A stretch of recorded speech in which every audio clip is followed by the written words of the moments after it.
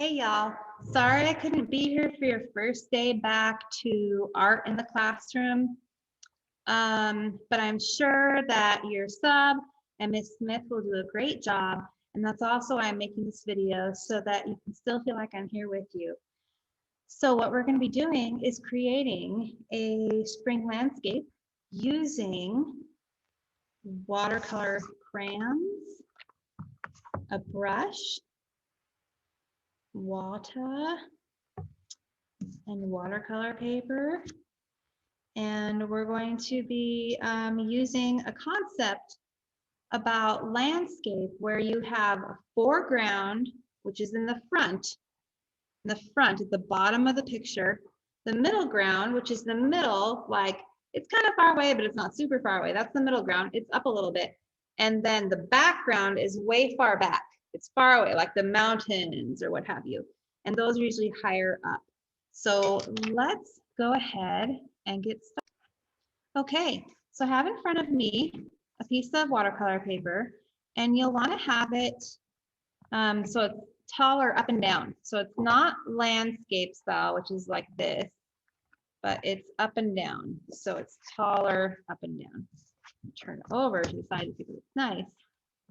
Okay, so you're gonna go ahead and take the crayons or cray paws or whatever you want to call them. Each of you has your own package. Now, some of you are missing one color, like some of you don't have pink and some of you don't have black. It is what it is. You're going to use what you've got, and that's okay. And if you don't have green, you're just going to have to be creative. I think there was at least one person who didn't have green. That's the way it goes, okay? All right, so what we're going to do, I'm just going to move these to the side now so they're not in my way. We don't need the water yet. I'm going to think about the layers of a landscape. So when I think about a landscape, one thing I really like, and you might be different, so you would do something different. I like to have a body of water. So we're talking either a river or a lake. But I also don't want the river or the lake to start at the bottom of the page, because then it feels kind of weird, like the water is just going to run off of the landscape. We want to give it a little bit of ground at the bottom. But I want to think about what kind of texture the ground at the bottom would have.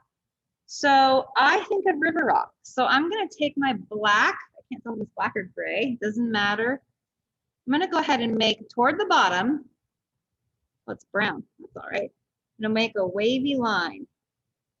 Okay, now I kind of want to I want to go back and forth over a little bit. So it's nice and not too thick, but it's definitely there. I'm not going super light. Okay, now I'm going to use the same color. And I'm going to go in and add pebble rocks, large and small. And I'm going to leave some spaces around them. Okay, I'm just going to fill up the bottom here.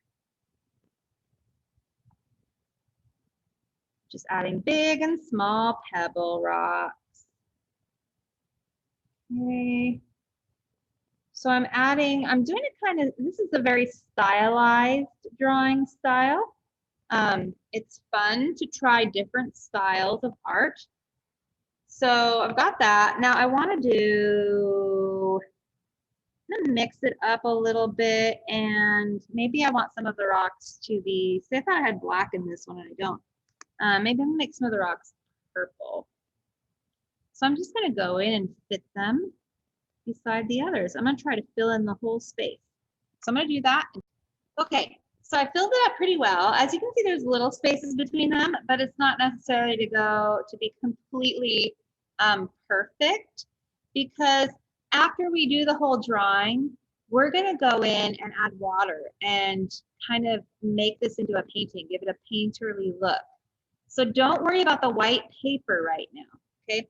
So as I said, I was thinking about there being a river. So I'm gonna make another layer. Now I can make the wavy line the same as the one below it, or I can mix it up a little bit. I can go kind of up. Now that's a green line. It looked blue, but that's okay because it'll still look like water. You know how? I'm going to make a wave pattern. We don't have all the colors that we might want in these like watercolor crayons, but we can be creative and make it work. And the way I'm going to do that is when I think of green and purple, so if I want blue, I have to mix the colors to each side of it on the color wheel. On one side of blue is green, on the other side of blue is purple. So if I put green and purple together, if I don't have blue, I can put green and purple in for the river. And it gives the impression of it being blue. And because of the waves, it looks like a river. Now there's other ways that you can make a river. You could do like little wave lines. You get to decide, okay? This is your painting. I just want you to know that whatever you do is gonna mix to some extent. So you can actually use several colors in there. Hey, now this is actually green. These do not look the same as what they are. That's okay, because we're just having fun. Okay, so I've got my river. It looks like a river to me. I'm happy with it. Now, because this is green, I want to make the next layer a little different. So how about if I make an orange layer? Now, I've got the foreground almost. I want the other side of the river. What if I do a little line, another little line of river rocks? It makes sense, right? Okay, I'll come back. Okay, so I got river rocks, river rocks. Okay, now I want a little bit of contrast. Right now, this is all kind of the same color. I'd like to mix it up a little bit. So what if, so after the river rocks, what if I have a little bit of grass and then I have a row, like I have all flowers. What if they're mustard flowers? You know what? Because I want it to be totally different. I'm using orange, so let's make mustard flowers. Okay, so this is a field of mustard flowers, okay? So I got to think about what pattern I want to use to show flowers. Now I could go really detailed and do things like this and just fill it with stuff like that. Or I can just make some kind of pattern that just fills up the whole thing. Okay, that's it. I've got my foreground. Now to separate the foreground and the middle ground, I want to do some trees. So I'm going to add a few trees here. And to keep this kind of whimsical, wavy kind of look, I think I want the branches, or I mean the trunks, to be kind of like, kind of swirly. In their middle ground, they're kind of far away. So they're kind of big, kind of small. And I'm going to go in with the green. And I'm going to add, this is very stylized. I'm having to press kind of hard. So I'm making these into pine trees because I like the way that looks. I like pine trees. I like being in the mountains. You could make oak trees for being in the plains. You could make maple trees for being around here, whatever you like. You could make cactuses. It's up to you. Now I want to do, let's see here. I'm going to do a field of grass behind it. So if I make the field of grass go up here and not touch any of the pine trees, it suddenly becomes really big. But I also don't want to confuse the eye and make it go just right here. So I'm going to make it mostly behind them. But it's going to kind of come down and swoop up a little bit. There we go. Now for this one, I think I'll go up and down and make. Okay, I like this so far, but to me, these trees are too light. It's not going to work out. So I'm going to come back in with my darker color and I'm going to outline them really well. I want good, strong outlines on those. Okay, even if they kind of overlap a little bit. Because you just want to make sure that everything's going to show up. Another thing about this as I'm drawing is notice the variety. Okay, variety can be a very interesting thing to use to make your art look nice and interesting to look at. There's a variety of patterns. They repeat at times, but mostly they're different. But the repetition here and here, and then these lines and these lines, it creates some kind of unity as well. It makes it look like it all belongs in the same picture. Okay, now, obviously, if I'm drawing realistic trees, I don't show the whole trunk, but in this case, they're sort of cartoony trees. So now that I've got sort of a background, I think I can do a couple layers of hills, and then I can do a sky with clouds. So I'm just going to go ahead and do that. Actually, I thought of something before I continue. I'm just going to take my crayon and go along the edges here and do a little bit thicker of a line and sort of color right along the edge. So that's going to help me to make sure that each area has its color that really stands out. And it's also going to make it sort of more interesting to look at, having those borders in there. Okay. So this is my water. Let me just go over the green with the purple so they mix. And then of course I want the rocks to be brown so it contrasts. There, see, that's better to look at, I think. And right along the edge here. That's more interesting to look at. You get more, the colors kind of pop a little bit more, which we're gonna also paint it and it'll look even better. So I made just one layer of hills. Now I'm gonna do some mountains. Now the further back you look in the distance, mountains turn purpley blue. And since I don't have blue, there were only like 3 blues in the whole art room. So not very many people actually have blue. I'm gonna use purple for the mountains, and mountains are kind of, we think of them as triangle shape, but they actually kind of jagged and they kind of vary. So what if I go like this, like that? Okay, this is interesting because it repeats the pointy shape of the trees.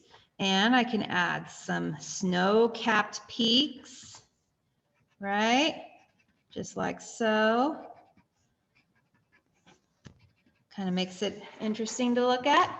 And I am going to, you know what? I'm going to be really weird right now. I'm going to make them pink. I know I said the mountains were purple because they're in the distance, but this is not a realistic picture. And I don't have any pink yet, and pink makes it interesting. So I'm just going to do some interesting kind of shading here. You can invent your own style there, and I'm going to go over it with some purple here and there to give it that distant look. Now I'm not coloring it in all the way, right? I'm leaving some of the paper white because I'm going to be painting on this. All right. There we go. Now we have one thing left, and that is the sky. Of course, that's going to be super challenging. That's why I didn't use the green for the mountains too, because I don't have blue for the sky, so I have to use a light green. But that's okay, because up here in the sky, I can think about keeping this same kind of look, okay, and doing layers of sky with maybe some clouds. What if, I don't like that right there. What if we just do some different clouds in here? And I'm going to color this in, and then I have one more. All right, now, like I said before, this painting is mine. You can copy these layers if you'd like. Excuse me, I don't really consider it copying as much as taking inspiration from. However, you can also make it your own. You could make a desert landscape. You could add cows or a few houses. We just want to keep these layers. That's what makes it fun to look at, gives it this movement. And we also want to think about the up close things being bigger and in focus. And the further back things get sort of smaller. Like these trees would be huge if they were up here. that they're in the middle ground. So we've got foreground, middle ground, background, sky. Now for the sky, I've got this layer with clouds. Now I'm going to add a great big sun because I am just weird like that. And making it half a sun, I'm just going to add some texture. Probably should have done something different than this one, but that's okay.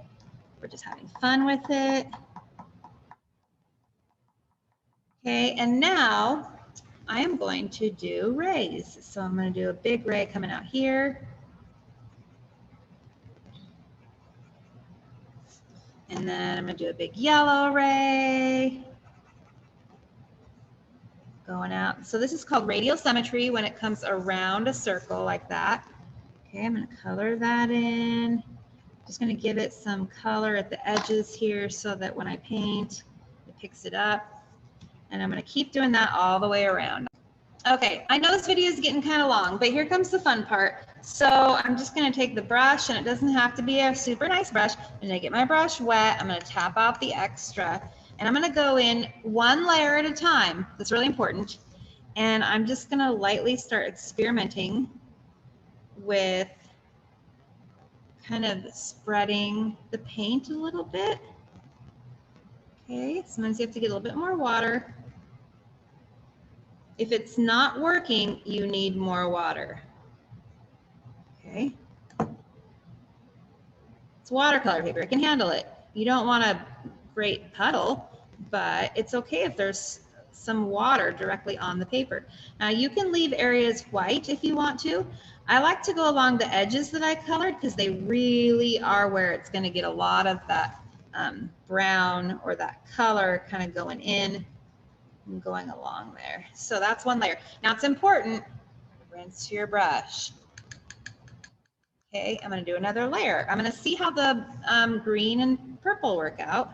I'm trying really hard not to go across to the brown because I don't want to pull brown down into this. So I'm not crossing the border there. Just going right along the edge, picking up that purple. Oh yeah. There we go. And it's fun because you can either just go along single lines like this, or you can go over the whole thing. Now that I'm trying this, I kind of like the single lines, like just painting right along the lines. That's fun too. Okay, that looks really cool actually. So I've already done the rocks with the all over color. So I'm gonna do that here. Again, just going right along the edge, but not crossing it. Okay. But up here, I think on the trees, instead of coloring over them, I am going to just paint right along the edges. Just going right along with my drawing. I'm getting those edges wet and picking up the crayon. And then it just kind of makes it a richer color. Okay. So I'm going to do that over the whole painting and just see what I come up with. I'll be right back. All right, there we have it. So yes, I wish I had blue, but actually I think the river looks like a river. It turned out pretty cool. Notice I didn't paint all of it. I left some of it with just the drawing. And I did the same thing with the mountain peaks with the snow. I just painted around it. And I left some of the areas white on purpose, even up in the sun. So I played around with it. I just had fun experimenting. I try not to mix. So like right here, the tree was wet. So I didn't get the wet brush with the yellow touching it all the way, because then the green would have just gone and spread out across the page. So anyway, I hope you have fun making your layered landscape. And I'm really looking forward to seeing you guys in a couple of days. So yeah, don't forget to wash your brushes until the water runs clear, and then set them on the towel to dry, okay? Your brushes and your water cups go back to the sink, and you also need to wash your hands before you leave. All right, I will see you soon.